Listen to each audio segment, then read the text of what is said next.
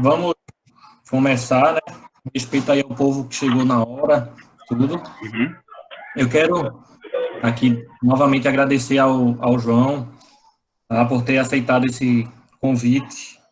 E eu acho que essa daqui talvez seja a live mais viajada que a gente vai ter, tá?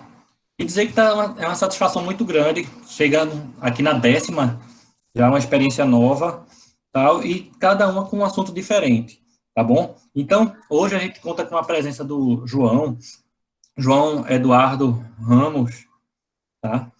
Que é licenciado em Física pela Federal de Pernambuco e doutor em Ensino de Ciências pela USP, tá? É uma satisfação muito grande, João, ter você aqui expondo um pouquinho de algumas experiências tuas, tá certo? E eu acho que vai ser interessante porque a gente viu muita coisa diferente aqui nessas lives, algumas propostas diferentes, e hoje acho que a gente finaliza com chave de ouro, tá bom? Então, eu vou fazer o seguinte, João. Você expõe, tá? O que você vai falar, depois eu exponho e a gente abre depois para o debate com o povo, tá bom? Então, João, você tem a palavra aí. Novamente, obrigado por aceitar o convite, por estar aqui com a gente. Valeu, valeu. Agradecer aí a Micaías o convite, né? Micaías que, enfim, junto com o Marconi, estava ali nos inícios dos anos 2000, ali pelo DF, né? E enfim, né? Parte por eu ter até desbancado pela linha de pesquisa foi culpa de Micaías, né? Naquele primeiro pesquisa que a gente fez lá com os alunos do DA. E enfim, né? Foi sempre um grande amigo e referência, né? E, enfim, né? Boa noite a todo mundo. Aqui minha sobrinha Luísa. Boa noite.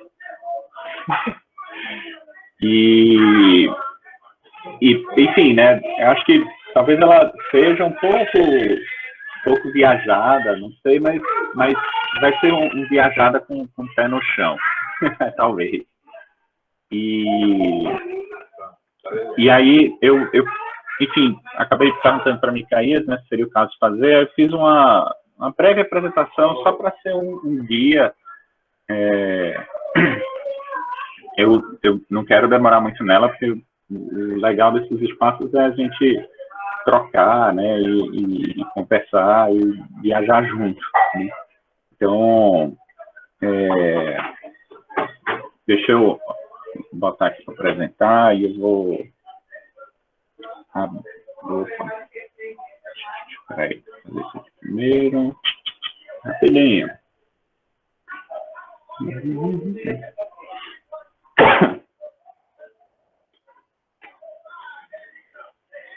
Pronto, tá tudo bonito aí para vocês. Esse slide colorido, cores vibrantes. Ainda Bom, não, e viu? aí? Ainda não? Vamos esperar um pouquinho. Aqui está aparecendo, João. Está aparecendo aqui. Pronto. Chegou aí, Marconi? Eita, tu falou e desligou o microfone, eu não ouvi. Bom, e aí o tema, né, que Micaías propôs, e aí foi ótimo que coincidiu com as leituras novas que eu andei fazendo, né? E aí, como o Micaías falou, eu fiz a graduação aqui na UFPE, e aí, né, retornei a casa, né, agora, só que agora em Caruaru, no campus Agreste. E aí, a primeira pergunta é o que seria um não convencional? E às vezes a gente pode associar o não convencional como uma coisa ruim, né? E é de aí de onde surgem muitos preconceitos, por exemplo. Mas tem coisas do não convencional que vão ser boas também, né? E o não convencional, a ideia dessa palavra, né, seria justamente por ser algo diferente, né? Então, E aí, né, você vai abrir um universo de possibilidades aí que você pode imaginar, né? E essa brincadeira, né, dessa banana azul aí, banana transgênica, sei lá, é justamente para listar esses diferentes, né? Então, a primeira caminho, né, seria isso, estar aberto para o diferente, né? E aí as propostas que a gente eventualmente leva para a sala de aula é tentando achar algo diferente, né? Porque às vezes o normal já não está dando mais, né? A repetição ou o cotidiano, enfim, que seja, já não está dando mais conta. E a gente quer algo novo, quer algo diferente, quer algo não convencional, né? E aí, isso passa por uma coisa chamada, né, uma palavra que está um pouco em moda ultimamente, passa pela criatividade. Então, pensar o não normal é pensar a criatividade, né? Então, e aí a criatividade, ela, enfim, responder essa pergunta, né, poderia ser já um debate bem legal, né, o que é criatividade para cada um de vocês. Mas aqui a ideia é pensar a criatividade não como coisas ligadas à obra de arte ou uma criatividade muito elevada, e entre outras, né? A criatividade, ela pode ser entendida simplesmente como algo que a gente usa para resolver problemas. Eu tenho um problema e eu quero resolver esse problema. Então, a forma que você vai resolver isso é criatividade, né? E você pode ter pequenos problemas, microproblemas. Precisa ser um problema macro, economia mundial. Não, pode ser... eu pego muito trânsito para ir para o trabalho. Então, esse é um problema. Como é que você pode tentar resolver isso? Então, você vai abrir mão de várias possibilidades. Então, e por aí vai, né? Então, você pode pensar em pegar carona, pode pensar em sair mais cedo. E todas são possíveis, né? Todas são também criativas. E aí, cada vez mais que você vai tentando puxar novas possibilidades, é o que as pessoas falam, né? Você vai se tornando mais criativo, né? Por assim dizer. Então, e essa palavra tem estado na moda, né, ultimamente. Então, o que vocês podem, né, levar dessa reflexão é isso. A criatividade é o que você usa para resolver problemas. Esse é um exemplo disso que eu falei, que estava nas minhas leituras atuais, né, que eu fiz um curso online agora na pandemia, com um comediante aqui de Recife, que é o Murilo Gun. Eu não sei se Marconi ou Micael já ouviram falar dele. E aí o que ele aborda é justamente a reaprendizagem criativa. Porque ele vai trazendo essa reflexão de que criatividade não é algo de outro mundo, criatividade não é coisa só de mentes brilhantes, né? Porque criatividade é resolver problemas, né? E aí o que acontece? Você pode resolver isso de uma forma convencional, que seria a primeira resposta, aquela que todo mundo vai, né? Ou você pode sentar, pensar um pouco mais e tentar chegar em novas possibilidades. Então, para cada problema, né, ele brinca nesse curso, tenta pensar em 5 opções de como você poderia resolver isso, né? E isso tudo vai estar relacionado com esse problema que também, né, assim, identificar qual é o problema é um ponto super importante também, né, para você não gastar muita energia em definir o problema, né. Então, é um pouco nesse sentido, né, que eu organizei essa reflexão, porque partindo dessa ideia, o que a gente pode se perguntar? Quais são os problemas do ensino de física, né? Quais são os problemas para o ensino de física ou para o professor de física, né? Ou seja, você né, você não consegue motivar seus alunos a participar da aula, né? Seu aluno odeia física, e milhares de problemas podem surgir aí, né? Ele não entende nada de matemática, né? O aluno não... toda vez eu só dou aula de movimento retilíneo. Então, isso são problemas que vão surgindo ao longo da prática como professor, né? E as maneiras como a gente pode resolver isso é basicamente onde surge a pesquisa, né? A pesquisa que a gente faz em ensino de física é nessa pegada, tentar, dados os problemas que a gente está identificando ali na nossa prática, o que a gente pode fazer, né? E então, né, aqui podem aparecer coisas variadas, tá? Mas aí isso leva a um outro ponto, que eu também já comentei, que é como ser criativo, então, né? Então, tudo bem, tem um monte de problema, mas como é que eu resolvo ele? E aí, existem alguns bloqueios, né, para esses problemas. Então, por exemplo, um dos bloqueios seria as respostas prontas, que nesse curso o Bruno Lugano chama de bloqueio do gabarito. Então, a gente tem uma tendência, e isso vem ao longo do nosso histórico escolar, por exemplo, de procurar a resposta certa, a resposta pronta. Como é que calcula o empuxo aqui? Tá, é assim, pronto, resolvi, próxima questão.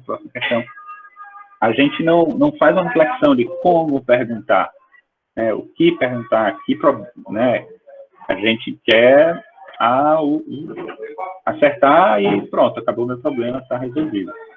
Então, quando você pensa esse tipo de mentalidade, né, você não traz não se abre, né, para pensar outros caminhos. Você já tem um caminho pronto, você vai lá, é seguro, né, você já sabe o que vai dar, então você aposta nele, né. Que recai, por exemplo, nesse outro problema que tem aí, nesse outro bloqueio que seria da tradição. Sempre foi assim. Então, eu sempre dei aula desse jeito aqui e vou continuar dando, né? Eu não sei se vocês aí têm professores, colegas na graduação que pensam assim. Aqui em Caruaru tem alguns que eu já ouvi bem nessa linha, né? Não, eu sempre dei aula disso assim, vou continuar dando aula disso assim. Então, esse bloqueio da tradição é muito forte, né? Então, quebrar tradições é trabalhoso, né? Então, e além desses bloqueios, né, podem ter outros também. Tem um ponto que é bem interessante, que é a necessidade de você ter repertório. E aí, tem um ponto bem chave da ideia de criatividade, que é que você pode juntar saberes de diversos lugares. Então, a gente como professor, né, esse ter repertório pode ser resumido numa teoria que é chamada de conhecimento da forma do T.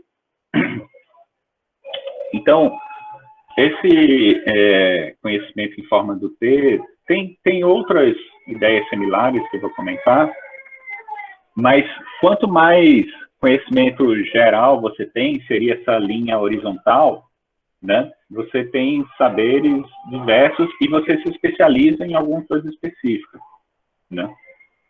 Só que a ideia é que você possa também acessar os saberes que estão nessa linha horizontal, tá? Então, sei lá, a gente como na formação, né, do professor, a gente acaba fazendo um formato de pi, né? Não um formato de T, porque a gente tem as disciplinas da linha pedagógica e a gente tem as disciplinas da física. E a gente acaba se especializando nas duas. Então, você teria esses dois pis, né? E essa barra horizontal mais longa, né? Mais espalhada. Por que isso é legal para a criatividade? Por conta de uma ideia que esse teórico aqui chama. Antes disso, o que eu tinha comentado. Essa ideia se assemelha aos saberes pedagógicos, aos saberes docentes, que, eu não sei se vocês já se perguntaram isso, mas o que é que você precisa para ser um professor? E aí tem um teórico que estuda esses saberes docentes, ele vai justamente falar que você tem que saber uma gama de elementos para, né, exercer essa atividade. Então, não é só, quero ser professor de física e sei muita física. Isso é ótimo, você, né, digamos, tem ali 70 ou... Isso, exatamente, valeu, Michael. 70% já do caminho resolvido, mas ainda vão ter outros saberes que você pode se apropriar para exercer essa atividade cada vez melhor. Então, tem uma semelhança ao que o Tardif fala com os saberes docentes, com essa ideia de você ter um espectro amplo, né? Então, assim, você pode roubar ideias da medicina, você pode roubar ideias da neurociência, você pode pegar ideias que você quiser e fazer essas adaptações para os conhecimentos, para os saberes docentes. No caso do que eu tenho pensado de trabalho, né, que esse também trabalha um pouco, a gente vai para a arte, a gente vai para outras linguagens além da linguagem científica, né? E de onde vem isso? Isso vem desse conhecimento largo que a gente tem, né? Então, para a gente falar de leitura, eu tenho que ser um professor que gosta de leitura, né? Porque senão não tem muito sentido, né? E esse conhecimento vem da bagagem que a gente tem, né? Então, né, ser curioso, isso é um ponto legal. Você ser curioso, você consegue ter uma barra horizontal grande, né? Porque você vai estar colhendo saberes de diversos lugares. Nesse curso, né, que eu comentei no Murilo Gun, ele cita um exemplo de você estar aberto para novas possibilidades. Toda vez que eu ia viajar de avião, eu ia na banquinha lá e comprava uma revista que eu nunca compro. Justamente para ver o que tem ali. Vai que tem alguma coisa que um dia possa me interessar, uma revista de pesca. Será que teria alguma coisa na revista de pesca que a gente poderia usar para o ensino de física? Sei lá, provavelmente não, mas está aberto para possibilidades, né? E por que é legal você conhecer muita coisa? Porque esse teórico, ele é um filósofo chamado Arthur Koestler. Ele faz uma reflexão interessante, e aí eu conheci ele justamente quando eu estava estudando sobre humor e piadas, porque o que o humorista faz, né? E é um pouco isso que o Koestler fala aqui. O humorista, ele junta saberes de dois campos diferentes, né? E muitas coisas com vivências cotidianas e tal, mas às vezes em piada você tem um duplo sentido, né? Tem uma palavra ali que age em dois níveis, né? Então, deixa eu pensar uma piada rápida, né? A piada do como é que é o comprimento de onda. Duas ondas se encontram e como é que elas se cumprimentam, né? A lambda. Então, ou seja, eu estou pegando né, um discurso bem cotidiano, duas ondas se encontraram, como é que elas vão se cumprimentar? E aí a resposta vai ter que ter um gatilho, porque eu preciso conhecer esse outro saber, né? Então, ele define isso como biassociação, né? Associar duas ou mais ideias desconectadas. Então, Koestler observa e argumenta sobre isso, utilizando vários exemplos da ciência. Kepler, Darwin, Einstein teria feito biassociação. Então, quando a gente pensa, física e arte, eu estou fazendo uma biassociação. Estou pegando uma área que tem suas especificidades, e a física que tem suas especificidades, e eu quero juntar isso aí. Então, isso é uma biassociação. Então, e como a gente tem indo argumentando, né, essa relação vem gera uma criatividade, né, justamente por ser não usual. Tá? Então, esse processo, a gente encontra ele também, assim como o Koestler citou aqui, na ciência, né? Não só na produção de aulas e na nossa atividade docente, mas também na produção da ciência, porque você pode juntar conhecimentos de outras áreas. E aí essa citação desse texto dele traz isso, né? Então, A ciência está cheia de exemplos de descobertas que eram recebidas com risos, porque pareciam casamentos incompatíveis.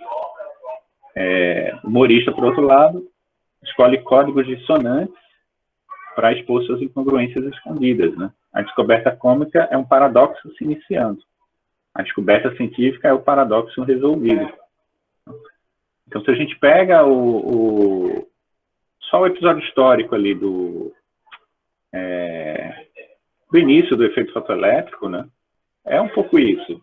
Né? O que o Planck propõe, nem ele acreditava no negócio. E ele estava fazendo a dissociação, ele estava criando uma nova ideia. E isso passa por criatividade, né? Um exemplo interessante, né, de sempre pensar esse caminho do não usual é a expressão "tá louco". Isso aí não... A expressão do "tá louco" é bem essa mostra de que é algo que ninguém estava esperando. Né? Não, isso aí não vai dar certo, não. Aí é que você pode realmente investigar isso aí, com parcimônia, é claro.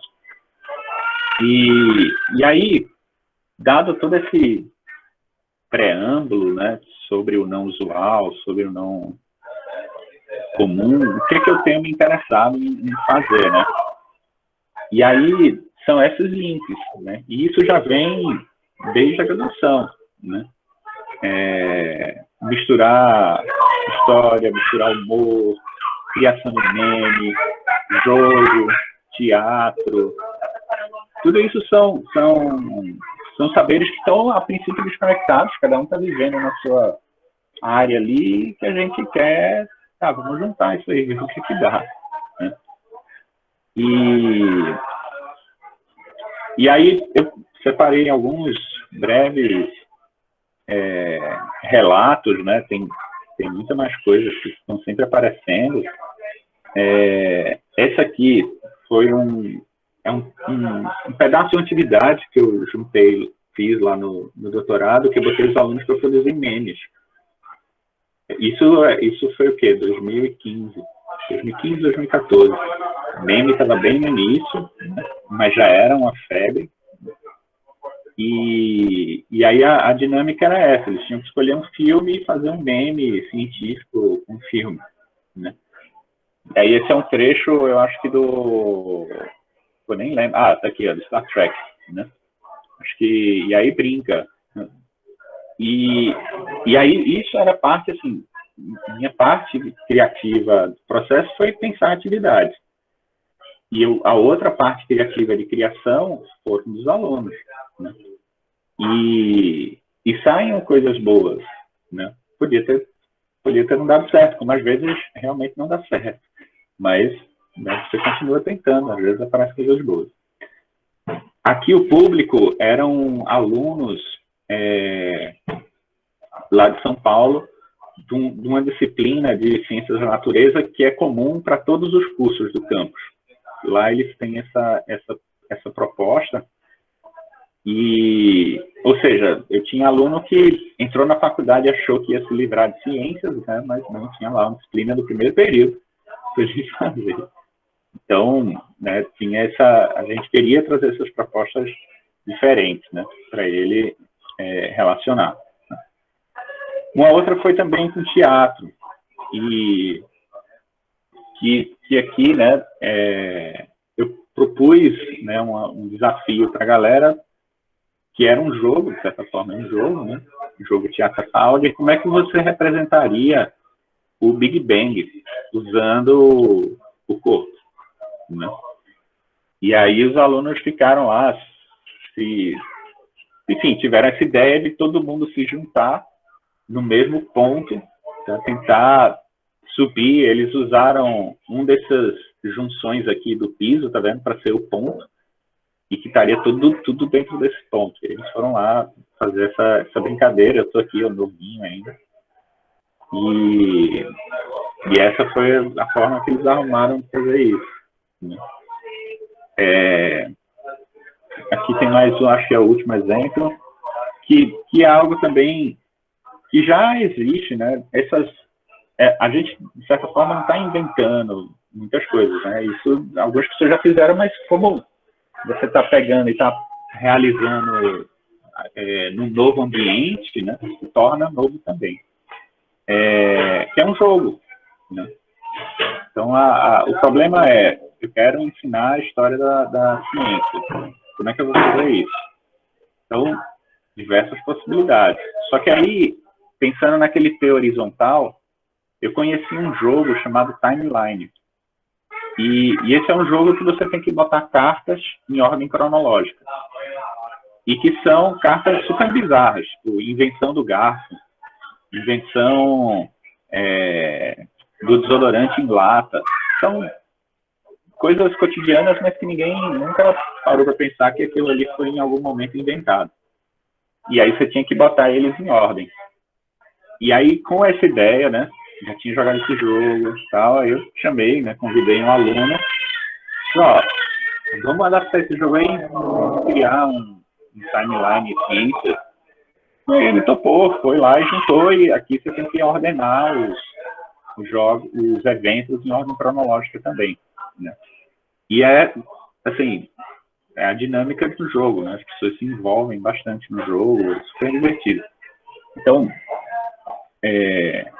de novo, né? Parece algo, não precisa ser algo super elaborado ou não. Coisas simples também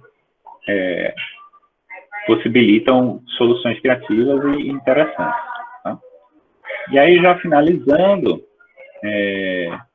enquanto eu estava escrevendo, né, fazendo essa apresentação, eu fui pensando esses aspectos, que são desafios que, enfim, eu não tenho respostas, mas a gente pode tentar e ficar conversando, mas o que a gente poderia fazer de não convencional no currículo? É possível? Se a gente pega hoje em dia o Gref, o que o Gref fez foi ultramente não convencional. Isso lá nos anos 70, 80. Então, pensar um currículo diferente. O que o Menezes propõe da gente começar a ensinar física a partir de energia e não movimento uniforme. Isso é não convencional. E é interessante, a gente pode testar. Né? Então, lá em São Paulo, eu cheguei a ministrar aula usando esse livro do Menezes, que é o Quanta. É super interessante. Eu estava no primeiro ano com os alunos discutindo energia. De energia, a gente já partia para a termodinâmica. São coisas bem cotidianas. Né? E lá na frente, a gente ia falar de velocidade e tal. Né? Então, isso são propostas que surgem da pesquisa e que são não convencionais. Hoje em dia, talvez é um pouco menos. Avaliação. Como é que a gente pode pensar uma avaliação não convencional? Isso também é um problema legal. Né? Ainda mais agora, com esse momento de aulas virtuais, como é que eu posso pensar a avaliação? A gente foi forçado a ter um momento grande de não usual e que demanda criatividade. Né? Interações em sala de aula, como é que eu posso ser não convencional, na pesquisa. Então, é sempre, né, pensar nessas possibilidades. Tá? Eu acho que isso é um bom relato aí, Douglas. Então, finalizando, né, o último slide aqui que botei, a gente precisaria confirmar depois a veracidade dessa frase, né, se foi o Einstein mesmo que disse ou não, ou se for mais uma frase bonita para botar na camisa, mas é legal, né, criatividade é a inteligência se divertindo, tá? Pensando possibilidades, e se eu fizer tal coisa, isso é criatividade, né? Você está criando um caminho diferente, tá bom? Então, espero não ter ficado muito cansativo aí para você. A minha ideia é realmente fazer algo bem rapidinho para a gente poder conversar mais tempo.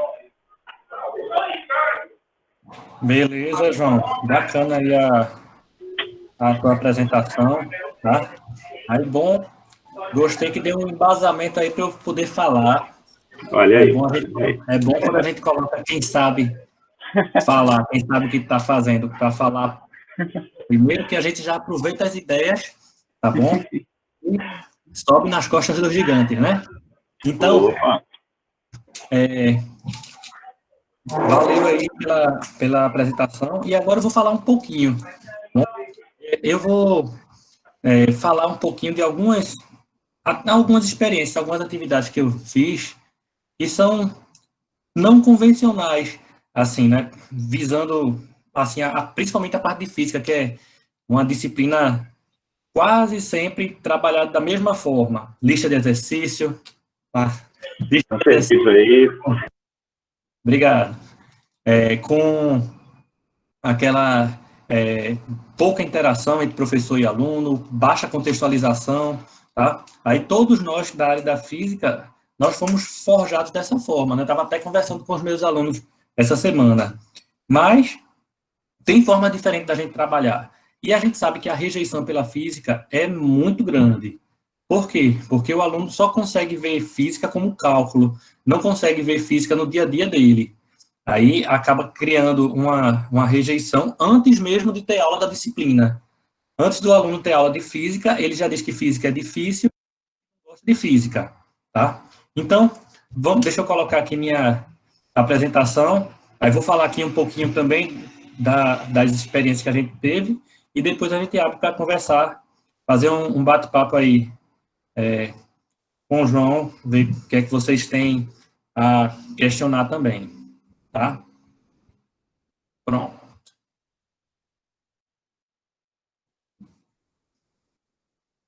Tá aparecendo aí para vocês? Tá. Beleza. Então, eu coloquei aqui, uso de propostas não convencionais no ensino de física, tá? Coloquei uma lâmpada, porque é o símbolo, digamos, maior da ideia, tá? Quando acende a luz, tá certo? Então, João falou bem essa questão da criatividade. Então, uma coisa interessante quando a gente usa a criatividade a gente acaba gerando um choque nas pessoas, tá? E esse choque aqui é algo interessante porque vai fazer a pessoa pensar sobre aquilo que está fazendo, vai quebrar aquela história de um aprendizado mecânico, tal. Então, a pessoa vai ter que parar para refletir sobre aquilo que ela vai ter que responder, por exemplo, tá? Vai ter que ultrapassar aqueles modelos mentais já formados e criar novas situações, tá bom? Então, vamos ver aqui, ó. A física, eu acho interessante isso, é o seguinte, a física existe para explicar o mundo, tá? Os fenômenos que acontecem no mundo. Mas, como é que muitas vezes os alunos terminam a educação básica e não conseguem identificar nenhum desses fenômenos no cotidiano, tá? Como se fosse o seguinte, não, o que eu aprendi física na escola, mas o que é que isso tem a ver com o dia a dia da gente? Nada a ver. Aí, como é que uma ciência existe para explicar os fenômenos e o aluno estuda aquela ciência e não consegue ver a aplicabilidade dela, tá? Então, é algo complicado. Lembro de um aluno que eu tive, que eu falando com ele, perguntei, onde é que a gente vê física no dia a dia da gente? Ele, na escola. Chega, deu vergonha de dizer que ele era meu aluno, tá? Aí eu percebi também o quanto que eu estava falhando enquanto professor, tá? Então foi uma resposta boa para mim, isso, porque eu pude repensar um pouco mais a minha prática, tá? Então, Ricardo Abaiei, Coulson, McDermott, Bezerra e colaboradores, Lestin Sorrentino, Rei Linhares e eu, tal, a gente falou que o ensino de física no Brasil e no mundo ocorre de forma mnemônica, matematizado e descontextualizado. Então, quer dizer que a física ocorre muito, eu falo direto com os meus alunos que o método de Skinner está bem vivo no ensino de física, que é o método de Skinner, aquele que ele fazia com os ratinhos, de dar choque, reforço positivo, tal, aí reforço negativo, se ele acertava o que devia fazer, ele ganhava uma comida, aí isso ainda acontece, aquela lista de exercícios que o aluno acaba, de uma certa forma, decorando para fazer a avaliação, e depois que ele faz a avaliação, se ele não usa mais, não vai lembrar mais para nada, porque não aprendeu, tá? Então, como é que a gente sabe que é muito requerido que os estudantes consigam pôr em prática os conhecimentos que eles aprendem na escola, tá? A gente conhece as avaliações internacionais, o PISA, o próprio Enem tem buscado um pouco mais disso, tá? A BNCC também tem defendido essa parte. Então, mas a gente, quando para pensar como o ensino ocorre na escola, a gente vê que está muito distante disso. Isso aí a gente tem que pensar enquanto professor também, para ver como é que a gente tem ensinado. Será que a gente tem trabalhado de uma forma que os alunos consigam usar esses conceitos? Tá? É interessante, aqui de uma live passada, que a gente falou, Marconi, o microfone, isso, obrigado, que a gente falou sobre fontes de energia. Aí eu perguntei, logo no começo, por que a pessoa deveria desligar a luz quando saísse da sala. Uma pergunta bem simples, mas a gente depois fez toda uma conversa e vimos que toda fonte de energia tem um impacto. Então, se a pessoa tem essa consciência, então ela vai cuidar do ambiente, vai desligar a luz, porque vai exigir menos produção de energia e com isso acaba cuidando do planeta. Uma coisa simples, mas que cada um fazendo a sua parte, acaba tendo uma modificação na paisagem do planeta como um todo, tá? Então, vamos ver aqui como é que a gente pode tornar o ensino de física mais interessante e próximo da realidade dos alunos, tá? Lembrando, né, falando aqui, a física a gente vê normalmente na escola como se fosse matemática, não vê a parte conceitual, não vê uma contextualização, não se utiliza muito a questão dos conhecimentos prévios dos alunos, tal. Às vezes o professor já chega, vai falar do assunto, ele explica o assunto através da fórmula. Como é que é isso? Isso daí é comum. Eu tenho certeza que muitos de vocês tiveram exemplos dessa natureza, tá? Então, eu vou falar aqui 3 exemplos que eu considero não convencionais, tá? Que a gente vai ilustrar um pouquinho isso.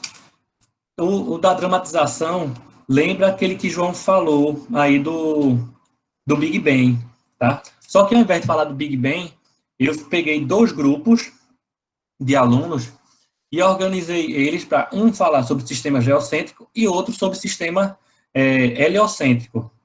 Tá? Dei o material para eles, tal, para eles lerem, tipo para eles explicarem, para defenderem as coisas, mas a explicação seria através de teatro, de dramatização.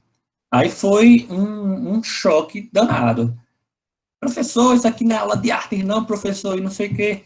Mas sei que no final das contas o pessoal se envolveu bem e acabou aprendendo muito mais coisa do que se somente uma leitura faria, porque tiveram que atentar a alguns detalhes que, lendo um texto de uma forma simples, eles não se atentariam, tá? Mostrar o exemplo aqui maior, tá? Isso daqui é o que Ptolomeu falou, tá certo? A Terra vai ficar aqui não fica bem no centro, tá? Fica num dos equantes aqui do deferente, e o planeta, ele vai girar aqui, vai fazer círculos, que no final das contas fica como se fosse tipo uma mola, por fora desse deferente, tá certo? E para o aluno fazer isso através do movimento, foi complicado, tá? E eles começaram a pensar, olha, se a Terra é o centro do universo, onde é que fica Vênus, Marte, onde é que fica o Sol, onde é que fica a Lua? E até a ordem dos planetas ficou difícil da gente estar pensando, tá vendo? Então eles começaram a refletir um pouco aqui sobre como é que eles viam o universo, e a gente sabe que essa visão que eles tinham de universo antes não é muito diferente de uma visão que a gente tem antes da gente saber a teoria correta, tá? Aí a gente, quando olha para o céu, por exemplo, quem conhece um pouquinho dos astros e tal, pode identificar os planetas quando vê, mas o planeta, para quem não sabe, é uma estrela. A gente olhando daqui parece uma estrela, tá? Então, ele recebeu o nome de errante, por quê? Porque as estrelas, como são distantes tal, Aí elas fazem um movimento cíclico. Já os planetas, como eles têm órbita ao redor do Sol, a Terra também gira, então tinha hora que parecia que o planeta ia para frente, tinha hora que ele voltava. Aí por isso que o Ptolomeu descreveu como se fosse um epiciclo. Tem hora que vai para frente e tem outra hora que ele volta, tá? Então, chamou os gregos antigos, chamaram de errantes, porque eles não tinham aquele movimento, o cíclico linear, digamos, assim, linear não, circular das estrelas, tá? E vai como se fosse pontos, as estrelas parecem, para a gente aqui, pontos fixos no céu. Aí a Terra, quando vai girando, elas vão descendo, como aquela visão que se tem da abóbada celeste, né, com os pontos fixos, e à medida que esse pano, essa cobertura vai girando, as estrelas que estão fixas nela vão girando também. Já os planetas não, tem hora que eles parecem seguir esse movimento, mas tem hora que eles retornam, assim, por causa do movimento próprio deles em torno do Sol e da própria Terra também, tá? Aí foi bem interessante, porque deu um trabalho danado aqui para eles fazerem isso, e a gente começou a falar também um pouquinho sobre o nosso próprio sistema solar, tá? Aproveitei para falar um pouquinho dessa parte de astronomia, porque a gente não vê nos cursos de física, tá? Se tem, normalmente os cursos que têm disciplinas da parte de astronomia, cosmologia e tal, são disciplinas optativas que aparecem raramente oferecidas assim, para serem oferecidas para os alunos, tá bom? Então foi uma oportunidade também da gente trabalhar isso e talvez trabalhar algum conceito que tivesse errado, tá? A gente enfatizou aqui para trabalhar a questão do efeito estufa, tá certo? Que Vênus é o segundo planeta, mas é o planeta mais quente. Por quê? Por causa da atmosfera dele, que é rica em gás carbônico. Aí a gente viu a questão da ação humana, a ação antrópica, pode causar com o nosso planeta, tá certo? E discutimos também um pouquinho por que esse aquecimento pode ser ruim, tal, aí pode mudar o nível de água do oceano, mexer nas correntes marítimas, e a partir daí tem um bocado de problema também, tá bom? Então, uma forma também de trabalhar, assim, interessante, tá? Gerou um choque nos alunos, tá? Mas no final o resultado foi bacana. Isso aqui eu fiz na faculdade, mas tenho certeza que na educação básica também dá para ser feito algo dessa natureza, tá? Aí tem, como isso aí eu trabalhei em apenas um dia, a gente foi uma coisa não estruturada. Mas se quiser fazer algo mais estruturado, o professor dá um roteiro, o aluno tem tempo de ensaiar, etc. Tá? Aí depende do que é que o professor quer. Onde é que vai ser essa apresentação, se vai ser para a própria sala, se vai ser para um outro público, tal. Aí, isso aí, de repente, podia ser feito até com uma parceria com o professor de artes, etc., de português também. Não sei, por que não? Tá? Outra proposta aqui foi o seguinte, trabalhei até essa semana também com os meus alunos da metodologia, tá? Aí questionei para eles o que era que seria um bom professor de física. Só que ao invés deles darem a resposta de forma oral, eu pedi que eles fizessem desenhos para expor essa resposta, tá? Aí, nesse período até que foi tranquilo, mas já teve vários períodos anteriormente, que ocorreram antes, né? Que os alunos disseram, professor, não sei desenhar. Aí eu disse, como é que você não sabe? Meu menino tem 6 anos, sabe.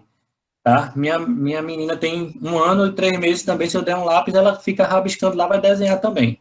Eu não vou entender o desenho dela, mas para ela é arte, tá bom? Então, a gente quando é criança sabe, quando a gente fica velho não sabe mais, como é, tá? Aí, foi interessante também, e até tem uma frase conhecida que diz que uma imagem vale mais que 1000 palavras, tá bom? Aí, dependendo da forma como essa imagem é feita, pode passar uma mensagem bem melhor, tá? Aí eu vou expor algumas aqui, tá? Eu não sei se vai ficar muito visível que alguns fizeram desenho de lápis, tá bom? Mas tá dando para vocês verem aí? Olha, aqui, ó, aí perguntei o que é o bom professor. É aquele que vai abrir as portas para o descobrimento, conhecimento desconhecido. Ele foi meio que até poético. Aí colocou várias coisas aqui, o avião, as operações matemáticas, o fogo, a lâmpada, a bala, planeta, computador, pêndulo de Newton. Sei lá, tem um negócio aqui, não sei se é um tubo de ensaio, uma lupa, tá? O vulcão. Então, o bom professor é aquele que vai incentivar o aluno a adquirir esses novos conhecimentos. Tá? Essa aí, uma das respostas. Outra, colocou aqui, o bom professor de física. Cadê?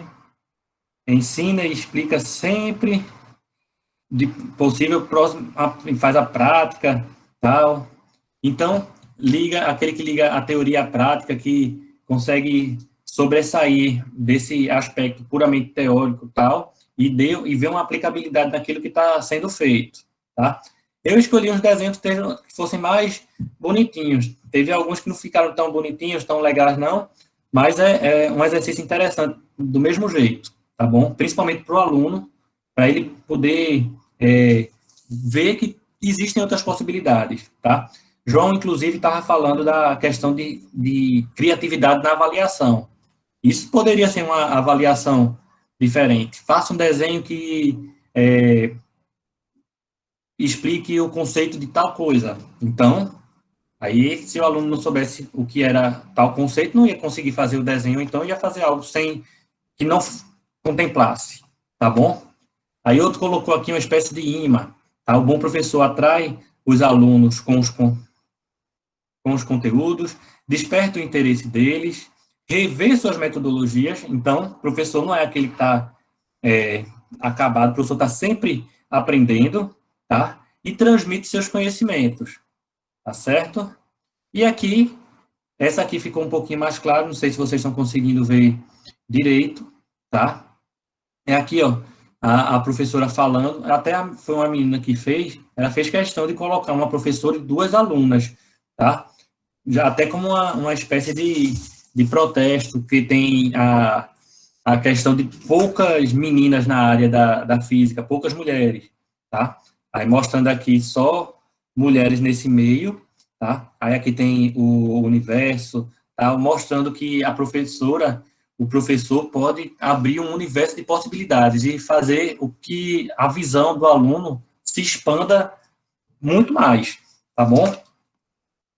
Então, e aqui para finalizar, esse aqui eu acho que foi um dos mais polêmicos, até inclusive deu muito trabalho para publicar um artigo sobre esse material aqui, porque as revistas negavam simplesmente porque eu estava trabalhando com tema polêmico, quando eu misturei a Bíblia com a ciência. Aí não quiseram publicar isso, mas depois a gente conseguiu publicar numa revista, tal, e foi bem interessante, tá? Aí, olha a situação qual foi. Isso aqui, tudo eu uso os meus alunos como cobaias, e eu sei que alguns deles, depois, quando estão nas suas próprias turmas, têm umas ideias assim e trabalham com os alunos, tá? Eu sei que tem até o professor Boniek, ele está trabalhando com um ex-aluno meu que está com a proposta de texto paradidático, que foi algo que a gente fez também na metodologia, está usando textos literários aqui para trabalhar o ensino de física, tá certo? Textos autorais, assim, que é algo também não convencional, tá? Que a gente já falou logo no começo aqui das lives, tá? Então, ó, eu apresentei para a turma um texto bíblico de Josué 6, que trata da queda das muralhas de Jericó. E solicitei que os alunos, em grupos, explicitassem o que é que estava descrito no texto bíblico, se era possível ou não de acontecer em termos de física, tá? Aí, quando os alunos viram, alguns já vinham logo com as pedras na mão, tá bom? Professor, isso é um absurdo, isso é mentira, tal, a Bíblia tem nada a ver. Aí já mostrava a questão da visão dele em relação à própria Bíblia. Aí o outro, que era evangélico, tal, opa, não pode falar assim, tem que ter respeito, tal, aí já gerou uma polêmica. Aí, mas eu disse, não, bora ler com calma, eu quero que você sente, discuta aí, eu não estou querendo que, estou perguntando se a Bíblia está falando a verdade, está uma história fantasiosa, tá? Isso daí eu não estou aqui para julgar nem para fazer vocês julgarem, mas eu quero saber se é possível acontecer o que foi descrito aqui. Aí eu estou com os textos aqui que eu vou mostrar para vocês, tá? Aí eu coloquei uns versículos chaves. 7 sacerdotes levarão cada um uma trombeta de chifre de carneiro à frente da arca. No 7º dia, marchem todos 7 vezes ao redor da cidade e os sacerdotes toquem as trombetas, tá? Nos 3 versículos primeiros, diz que cada dia o exército de Israel ia dar uma volta, né, ao redor da cidade de Jericó, tá? O exército. E o exército de Israel tinha mais de 600 mil soldados nessa época, tá bom? Então, 6 dias deram uma volta, no 7º dia deram 7 voltas, tá bom? Aí no 5º versículo aqui, quando as trombetas soarem um longo toque, todo o povo dará um forte grito. O muro da cidade cairá e o povo atacará, cada um do lugar onde estiver, tá bom? Aí versículo 15, no 7º dia, levantaram-se ao romper da manhã e marcharam da mesma maneira 7 vezes ao redor da cidade. Foi apenas nesse dia que rodearam a cidade 7 vezes. Tá? Na 7ª vez, quando os sacerdotes deram um toque de trombeta, Josué ordenou ao povo: gritem, o Senhor lhes entregou a cidade. Aí, versículo 20. Quando soaram as trombetas, o povo gritou. Ao som das trombetas e do forte grito, o muro caiu. E cada um atacou do lugar de onde estavam e tomaram a cidade. Tá? Aí, os alunos já dizendo: professor, isso é mentira, professor. Como é que pode? O muro caiu com um grito. Aí eu disse: foi só o grito? Aí o outro: não, tinha trombeta também. Aí os outros: mas tinha um exército marchando. Então a gente sabe, exército quando marcha, eles vão no mesmo ritmo, todo mundo na mesma pisada. 600 mil na pisada, no mesmo passo, pum, pum, pum. Eu acho que dá para fazer um tremorzinho. E, de repente, será que esse tremor poderia causar alguma... fazer alguma coisa com o muro? Tá? Uma ressonância. Isso, olha aí, já tá com spoiler aí, é? Então, ó, a gente vê aqui, ó, os grupos, tá certo? Aí ocorrido, a queda das muralhas de Jericó, todo mundo falou isso, tá bom? Possível causa, aí olha o que eles listaram como causa. Vibração causada pelos instrumentos de sopro, no caso a trombeta, pela marcha dos soldados e pelos gritos. Aí outro, gritos, som da trombeta e marcha. Aí vibração da marcha dos soldados e dos gritos. Aqui não falou da trombeta. Aqui também a mesma coisa, marcha dos soldados, som dos gritos. Som proveniente dos gritos e da trombeta e marcha de mais de 600 mil soldados. Tá? Marcha e som. E aqui ele fala, foi mais completo. Durante 7 dias, eles, os soldados, marcharam em uma dada frequência, na qual, aos poucos, foi atingindo a frequência natural de vibração do muro. Quando atingiu, a muralha caiu. Além da marcha, teve o som que também ajudou na queda da muralha. Então, ó, todos eles citaram aqui como ressonância. Então, a princípio, eu fiz questão de usar um texto da Bíblia, porque a Bíblia ainda hoje é o livro mais vendido no mundo, tá certo? Então, basicamente, o Brasil, um país cristão, tá? Mesmo sendo denominado laico e tal, mas basicamente toda casa tem uma Bíblia. Então eu disse: rapaz, tem tanta Bíblia disponível, então será que não dá para a gente usar, de repente, ela na aula, não? Aí eu usei esse texto aqui, e foi uma discussão bacana mesmo, tá? Inclusive aqueles alunos que no começo diziam que era absurdo tal, eles disseram: professor, fisicamente é possível. É improvável, mas é possível. Eu disse: pronto, eu quero saber se é provável ou improvável, não. Eu quero saber se é possível falando em termos de física, tá certo? Se a gente for falar em probabilidade tal, o Big Bang, o que é que tinha antes do Big Bang? Aí, a criação do universo, a distância da Terra em relação ao Sol, a velocidade do giro dela, tudo. Isso é que torna possível a vida. Então, isso é coincidência, tal? Não vou entrar nesse aspecto, não, mas a gente vê que tem uma de probabilidade ou não, às vezes não faz muito sentido, tá? Mas a questão aqui era falar da física, tá bom? E era mais isso aqui que a gente queria falar, tá bom? Quero aqui finalizar. Deixa eu interromper aqui.